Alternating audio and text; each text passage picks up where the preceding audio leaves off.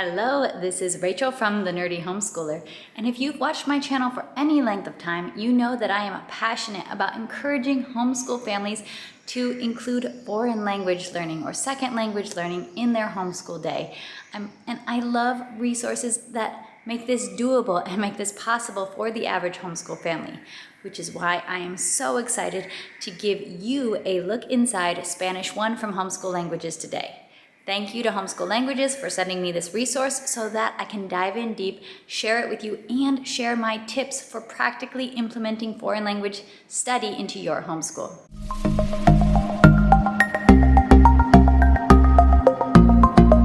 All right, let's take a look inside. Now, I do want to mention that I am an affiliate with Homeschool Languages, and I will put my affiliate link in the description. If my videos are helpful to you, I do really appreciate it if you can order through my affiliate links at no extra cost to you. That does help support our family.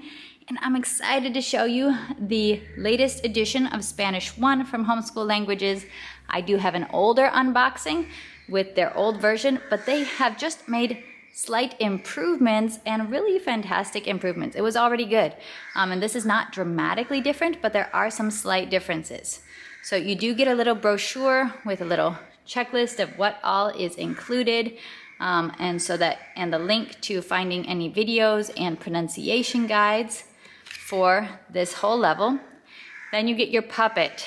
And if you're wondering why puppet, Homeschool Languages encourages you to use a puppet to encourage conversation during your lessons. So this is Alberto, and he is your puppet who's going to be speaking to your kids in Spanish through you, and your kids can practice talking to him. So that can be really helpful for some kids who might feel awkward or shy. Having that puppet can be a really fun option, and it is integrated into the lessons.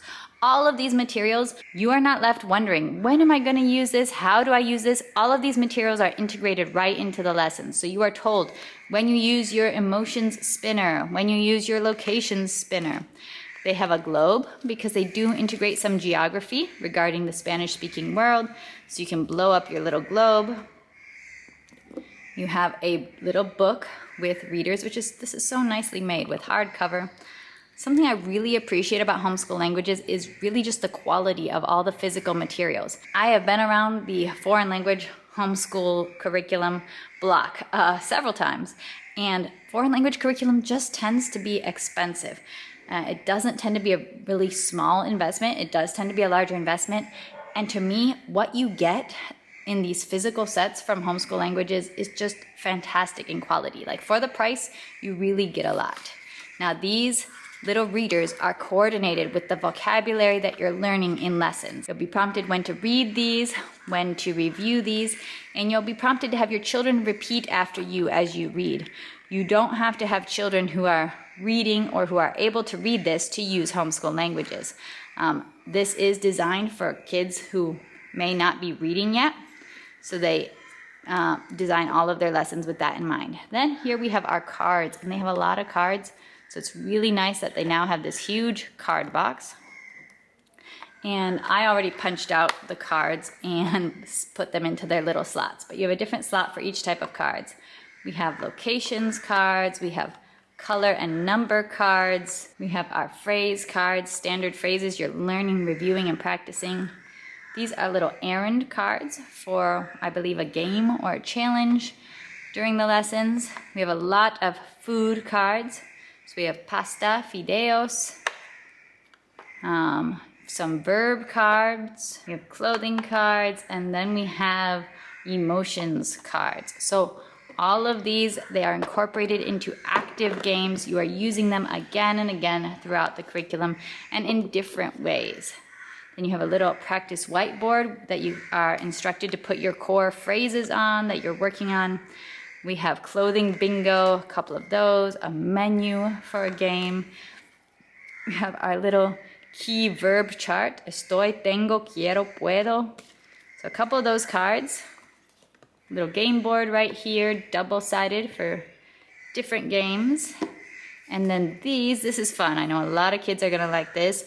This is little progress stickers for your little chart in your book so that you can fill in the chart when you are done. And then I'm going to take you on a look inside the meat of it, the actual lesson book. One more thing that was in the box that I didn't take out to show you are these matching food cards, which it's basically the spot it game with foods, and then you're practicing your Spanish spotting the food that is on the card, and this is just so fun. Great for review and practice and building speed. Okay, so we saw all the fun supplies. Now we are going to dive into the lesson book to really help you know what to expect. Now there are introductory pages. I always recommend really reading these. There's a reason that curriculum creators include them. There's a lot of useful information. Do note that there are audio pronunciation guides for all vocabulary, and this is one of the tools that makes it possible for you to use this curriculum even if you don't speak or read Spanish at all.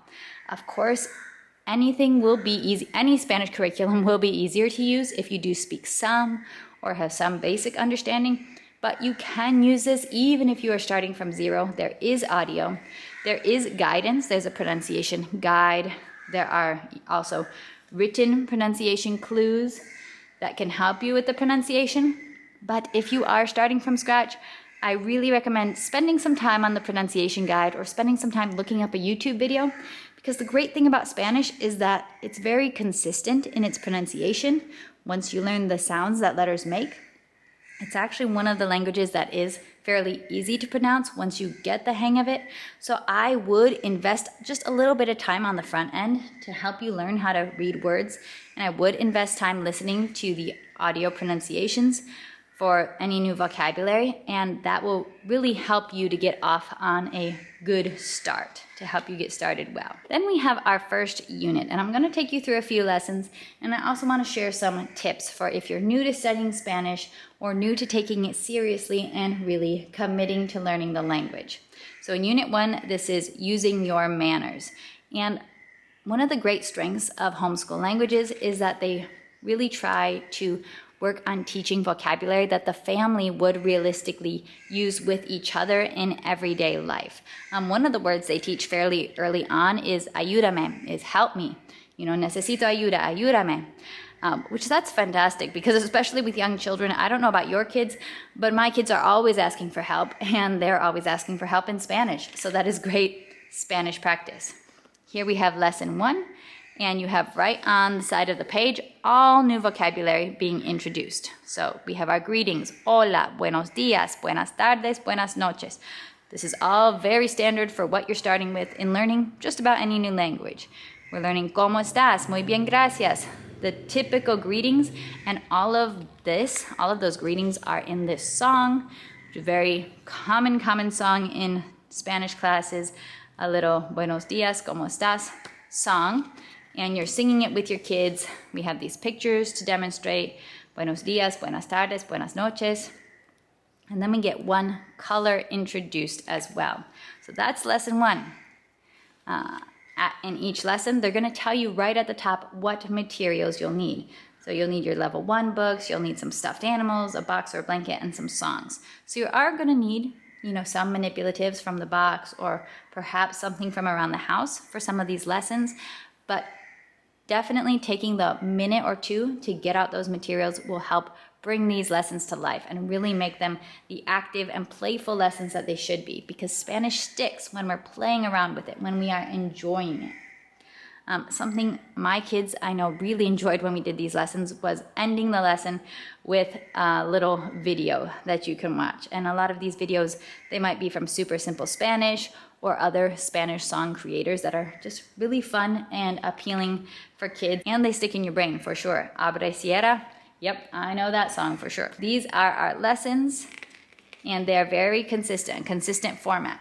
If you are brand new to the language, if you don't know anything about Spanish, I would recommend reading through the lessons first, so that to make sure that you understand what you're going to be teaching before you're just introducing it to your kids. Because I know in the midst of 3 or 4 little ones bouncing around, you don't want to be necessarily figuring out what's the new vocabulary or what's the activity. I would recommend reading through. If you already speak Spanish fairly well, there's probably less necessity of reading through ahead of time. When I was teaching these, I didn't read through it very much, but it is a good idea. And it's still a good idea to look through and just have a general idea of what's the game we're gonna play gonna be? Okay, I got it. So, take that 5 minutes to read through the lesson. That can be really helpful. Here's an example of how they include a little bit of culture, a little bit of geography. You can show where Spain is on the map, and you're talking a little bit about bullfighting there. There are review lessons incorporated, but I also want to give you a tip. Your kids might need more review than you think they do, or than you might realize that they do, especially if your family is new to studying a second language. It can really take time and a lot of review and practice for new vocabulary and new grammar patterns, sentence patterns, and phrases to really sink in. So every time you're doing this, you don't necessarily have to be doing a whole new lesson. Feel free to just, review, and then maybe you just repeat the review lesson again, especially in the beginning, or especially if your children are young and they need that extra time to really master the vocabulary words. Another tip that I have is to try to do your foreign language pretty frequently. And it might be Spanish. Homeschool Languages also offers different languages, as you might be able to guess by the title of their business. They offer the same curriculum, but in different languages and some adaptations, so they won't be studying bullfighting if it's the German curriculum, for example. But when it comes to frequency, if you want to make real progress and growth in a foreign language, don't do it 1 time a week. It's really not ideal. Every day would be a lot more ideal, but 3 times a week, 4 times a week, frequency matters more. I'd rather have you do many short lessons throughout the week than once a week for an hour. You really want to be bringing up this vocabulary, bringing up these phrases every day. And if you can, try to use the vocabulary and use the phrases that you're learning outside of lesson time as well. So that's why it's really helpful when they're teaching you phrases that are very useful for speaking to your family. It's very great that you're learning those phrases because your child might be telling you, ayúdame, 10 times a day. One thing I do want to point out, this is more aimed at Latin American Spanish, but they do include some alternate vocabulary at times. So if you're learning Spain Spanish, you can see right here in the green print, instead of enojado, they have enfadado. Or instead of emocionado, they have ilusionado. So they have sometimes alternate words. If you're familiar with Spanish, you know how much variety in the language there can be geographically. For many things, there's not just one way to say it. There can be multiple ways. So you can choose which word you want to lean into more based on your family's needs. And that is a look inside the lesson. So you can tell a lot of the games and a lot of the activities, they have something printed on the page. And so you're having this lesson book out with your kids and you are interacting with the page in some way. Or here we have our colors. And so we're just reviewing our colors. Maybe we're tapping on the color that we say, or maybe you're having your child say the color and you're tapping on them, or you're putting something on the color. So I really like that because that makes it just so easy to have the book and you're interacting with it in some way, and you're always speaking. The focus is very much on conversation.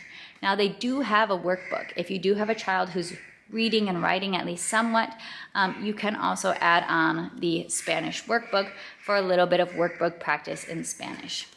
You have assessments at the end of one unit, which is reviewing all the vocabulary and phrases learned, and then we get to start a new unit, and the new unit will come with a new song. Here it is, little Twinkle Twinkle Little Star, and you can see how that all goes and continues.